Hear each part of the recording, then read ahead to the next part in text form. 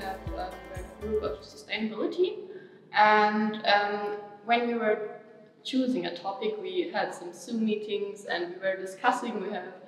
We had a lot of options, like how was Augsburg before like some years, and other ones, and then we all agreed on sustainability because we thought it's an important topic.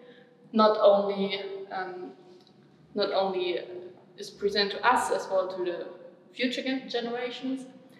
So we decided it's a good one, and then we started brainstorming as well what other topics are with sustainability, like what possibilities to have to get deeper into the subject.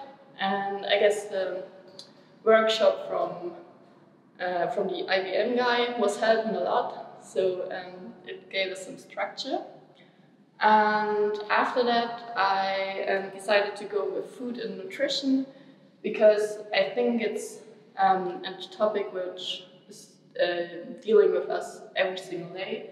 We all have to eat, and there are already some people which are going steps to sustainability, like thinking, where do my apples come from? When I have like apples from New Zealand and from Germany, I of course take the one from Germany, but I think you can as well go further, and there are so many possibilities in Augsburg people do not know.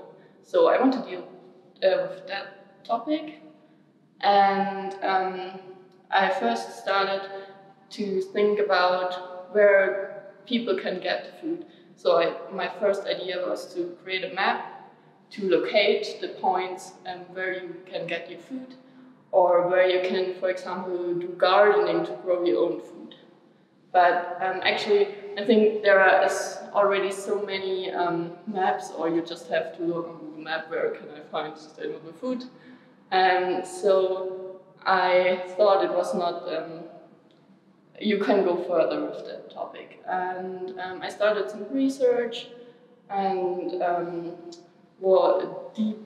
deep goals went into the internet, and searching for websites like the Augsburg website from the city of Augsburg and other ones, and it was a bit of a mess, the first research, because there were so many informations, but not that I actually wanted. Like, I didn't find that many statistic and data stuff I expected, so I as well contacted some people from the city which are dealing with sustainability, and from the Amt für Försterei of Augsburg and Bavaria. And actually they're not having that many information I hoped for. But yeah, so after I find some things, I went as well to the library to search for visual inspiration.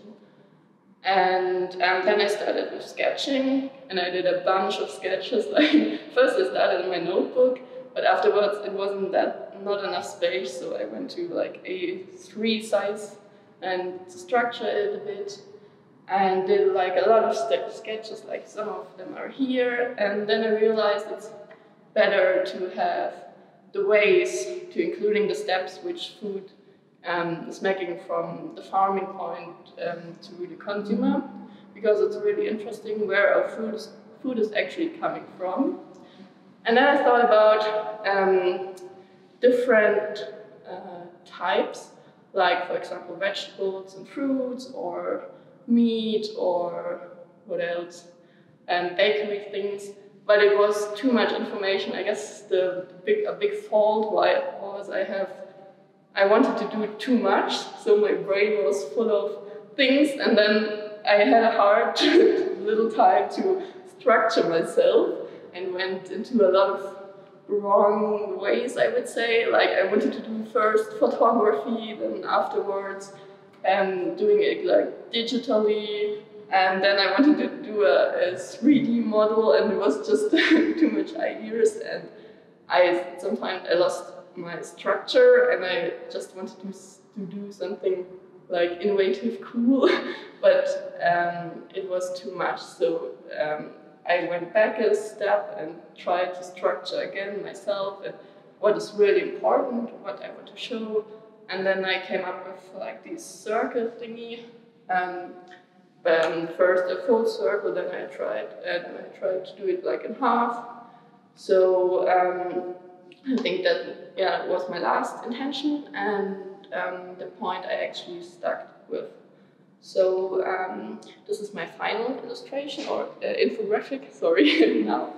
And to give a bit of structure, I set on the right part like the steps between cultivation and consumer.